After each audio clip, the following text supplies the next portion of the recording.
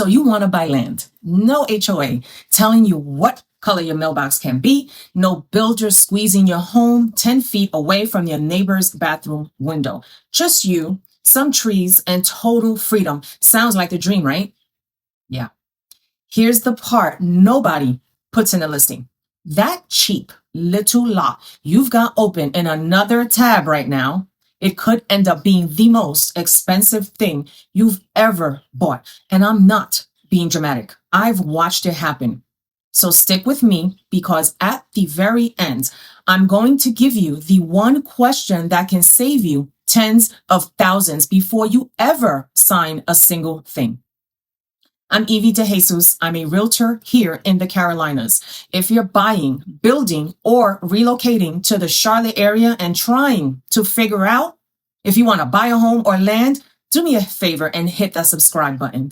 Think of this channel as your cheat code. Now let's jump in. First question, and it's the one most people skip.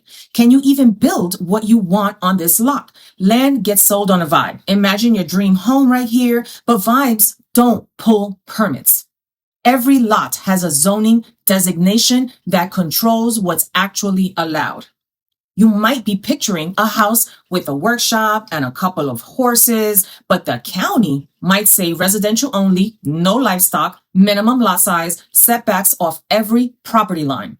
Therefore, before you fall in love, you call the county planning department and you ask point blank, what can I build here and what can I not build? Free phone call. This process could save you a down payment. Now here's the big one, the one that turns dream lots into nightmares, the perc test.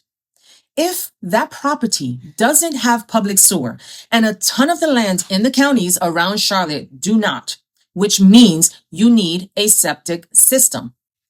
And you don't just install one because you feel like it.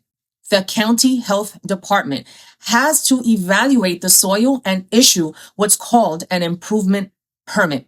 No passing soil evaluation, no septic permit. No septic, you can't legally live there. So that buildable lot becomes a very expensive camping spot.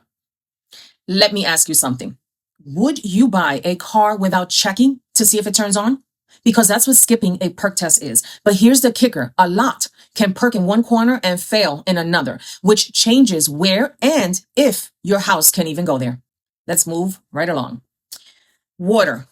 Is there public water or are you drilling a well? Because a well is its own adventure and nobody guarantees what you'll hit or how deep. Power. How far are the nearest lines? If you're way off the road, running electric to your build site can cost real money. And road access, and I mean legal recorded access. I heard of someone buying land they legally could not drive to. It's called landlocked, and it's a lawsuit waiting to happen. Then there's easements. Somebody else might have the recorded right to run a driveway, a pipeline, or power lines straight across your property. Surprise, your land, their rights. And then the stuff that hides in the fine print and wrecks budgets overnight, I'm talking flood zones, wetlands, which in North Carolina can come with some serious building restrictions. You got streams with protected buffers you legally cannot touch. Land with a slope, because a steep lot means grading, retaining walls, and a lot more money. If the lot is wooded, that means you gotta clear trees, cut a driveway, grade the pad, the well, the septic, power, permitting, impact fees. You see what's happening here? Every one of those is a line item. Stack enough of these items and you're 5 figures deep before a single nail goes into a single board. So picture this. You spend $80,000 on what looks like the perfect lot. Mature trees, quiet road, the whole fantasy. Then the surveyor comes back and tells you half of it sits in a flood zone and the soil won't support a conventional septic. Now what? You've got land you can't build on and can't easily sell. That's not a worst case story I just made up. That happens to real buyers more than you'd think because They fall in love before they do the homework. If your stomach just dropped a little, good. That means you're taking this seriously and you're paying attention. Now, before you make an offer on any piece of land in North Carolina, book a quick call with me. The link is right in the description and I've pinned it in the comments as well. We'll pull the property apart together before your money is anywhere near the line. Now let's talk money, because how you pay for land is a totally different animal than buying a house. The cleanest option is cash. A lot of land actually trades in cash because it's simple and sellers love it. But not everybody's sitting on a pile of cash for dirt. So let's talk lending. If you're buying the lot now and building later, you're usually looking at a land loan, sometimes called a lot loan. Heads up, these are tougher than a regular mortgage. Lenders see raw land as risky because there's no house to fall back on. So they want more skin in the game. So I want you to think 20 to 50% down, shorter terms, and higher rates than you'd get on a home. And the more raw the land, no road, no utilities, the more they're going to ask for. Now, if you're planning to build pretty soon, there's a smarter play. A construction to permanent loan, also called a single close. That one finances your land and your build in one shot, then rolls into a regular mortgage when the house is done. So you're not paying for two separate closings. And then you've got hard money.